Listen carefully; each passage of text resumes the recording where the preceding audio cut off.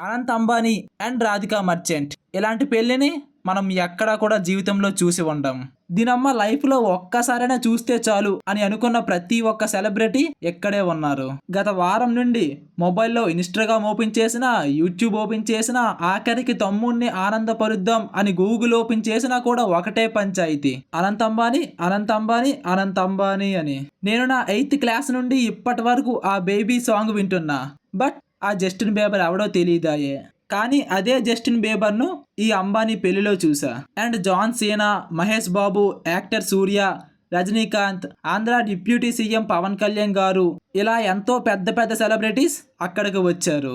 లేదు, ఎలా అయినా పెళ్లికి వెళ్దాం అని జాతిరత్నాలు మూవీలో నవీన్ పోలిశెట్టి పోయినట్లు పోదాం అనుకుంటే అంత దమ్ము లేదు. అంతకన్నా ముందు పైసలు లేవు. మన మిడిల్ క్లాస్ వాళ్ళకి కష్టాలు అనేవి ఎప్పుడు ఉండేవే గానీ ముందు మ్యాటర్లోకి వెళ్దాం. మన పేరెంట్స్ లైఫ్లో పెళ్ళి అనేది ఒక బాధ్యత. అలానే ఇక్కడ ముఖేష్ అంబానీ కూడా తన పెద్ద కొడుకు కూతురు పెళ్లిని ఒక బాధ్యతలానే చేశాడు. బట్ అనంత్ అంబానీ విషయంలో మాత్రం అది ఒక పండగలా జరిగింది. దానికి మెయిన్ రీజన్, అనంత్ అంబానీ తన చైల్డ్హుడ్ నుంచి కొన్ని రకాల ఆరోగ్య సమస్యలను ఫేస్ చేస్తూ వస్తున్నాడు.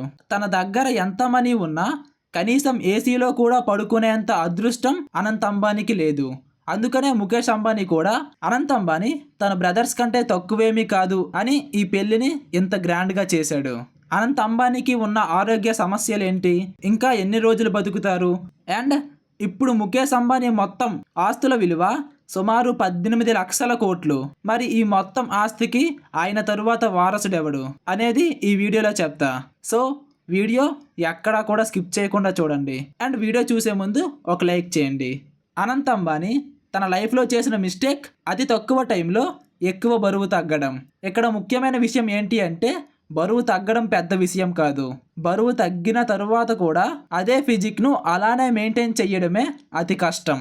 అనంత్ అంబానీ 2015లో 208 kgs ఉండేవాడు. 2 years తర్వాత సడన్గా 88 kgsకు వచ్చేసాడు. మళ్ళీ 2022లో 190 kgs పెరిగిపోయాడు. ఇంత త్వరగా బరువు పెరగడం చాలా కష్టం. అయినా మరి ఎలా పెరిగాడు అంటే, అనంత్ అంబానీ చిన్నప్పటి నుంచి క్రానిక్ ఆస్తమా అనే డిసార్డర్తో బాధపడుతున్నాడు. ఈ డిసార్డర్ వలన ఊపిరి సరిగ్గా తీసుకోలేం. అంత చిన్న వయసులో క్రానిక్ ఆస్తమా అనే వ్యాధి నుండి బయటపడడానికి కొన్ని మందులు వాడాడు. ఆ మెడిసిన్ వల్ల వచ్చిన సైడ్ ఎఫెక్ట్స్ కారణంగా అనంత్ అంబానీ మెల్లిమెల్లిగా బరువు పెరగడం మొదలైంది. అలా అతను తీసుకున్న మందుల వలన అతని బాడీలో గ్రెలిన్ అనే ఒక హార్మోన్ రిలీజ్ అయింది. ఈ గ్రెలిన్ అనే హార్మోన్ ఏం చేస్తుందంటే, మనకు ఆకలి వేస్తుంది అనే సంకేతాలను మన బ్రెయిన్కు పంపుతుంది. కానీ ఇక్కడ అనంత్ అంబానీ విషయంలో మాత్రం ఈ గ్రెలిన్ అనే హార్మోన్ కొంచెం ఎక్కువగా రిలీజ్ అయింది. సో దాని వలన అతను ఎంత తింటాడో అనేది కౌంట్ ఉండదు. అందువలన తన బాడీలో కొవ్వు కణాలు అనేవి బాగా పెరిగిపోయాయి. ఒకసారి మన బాడీలో కొవ్వు కణాలు బాగా పెరిగితే వాటి పరిమాణం ఎప్పటికీ తగ్గదు. మీకు బాగా అర్థం అవ్వాలి అంటే, ఇప్పుడు ఒక బెలూన్ తీసుకుందాం. అందులో గాలి ఊదితే అది పెద్దగా అవుతుంది. మళ్ళీ ఆ గాలి తీసేస్తే యథావిధిగా మారిపోతుంది. అలానే ఇక్కడ కొవ్వు కణాలు కూడా. మీరు ఏది పడితే అది తింటే కొవ్వు కణాలు బాగా పెరిగి మీరు లావుగా అవుతారు. అదే జిమ్కు వెళ్ళి సరైన డైట్ ఫాలో అవుతూ లిమిట్స్లో ఫుడ్ తీసుకుంటే గాలి లేని బెలూన్లా ఉంటారు. అంటే చాలా హ్యాండ్సమ్గా ఉంటారు. ఈ కారణాల వలనే అనంత్ అంబానీ అంతలా బాధపడుతున్నాడు. ఎన్ని లక్షల కోట్లు ఉన్నా ఒక్కసారి కూడా ఏసీ రూమ్లో పడుకోలేదు. దానికి కారణం చల్లటి గాలి తగిలితే ఊపిరి ఆడక చనిపోయే అవకాశం ఉంది కాబట్టి.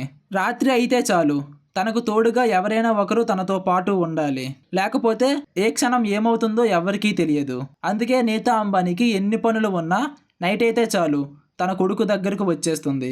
అందుకనే అనంత్ అంబానీ తన ప్రీ వెడ్డింగ్ షూట్లో, నా జీవితం మీరు అనుకున్నట్లు ఉండదు, నాకు ఎన్ని కోట్ల ఆస్తి ఉన్నా నేను ఒక సాధారణ మనిషిలానే బతికా, నాకు దేవుడు ఉన్నాడో లేదో తెలియదు, నాకు కనిపించే దేవుడు మాత్రం మా అమ్మా నాన్నే అని చెప్పారు. మరి ఇప్పుడు 18 లక్షల కోట్లు విలువ చేసే రిలయన్స్ ఇండస్ట్రీస్ కు ఓనర్ ఎవరు?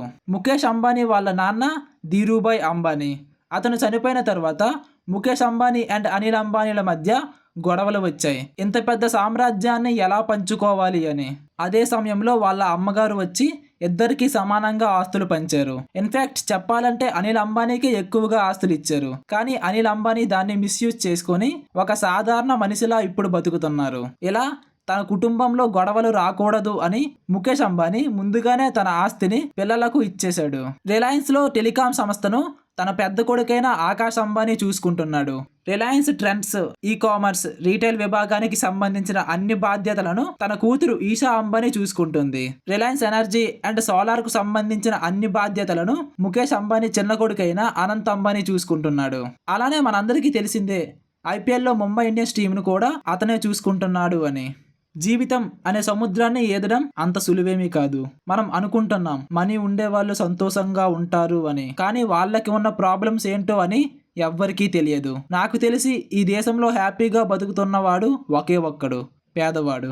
వాడికి ఏ కోరికలు ఉండవు. ఒకవేళ ఉన్నా వాటిని దాచుకొని లైఫ్ను నవ్వుతూ హ్యాపీగా లీడ్ చేస్తాడు. కానీ మిడిల్ క్లాస్ వాళ్ళు మాత్రం ఉన్న స్తోమతకు మించి ఆలోచించి కష్టాలను ఫేస్ చేస్తారు.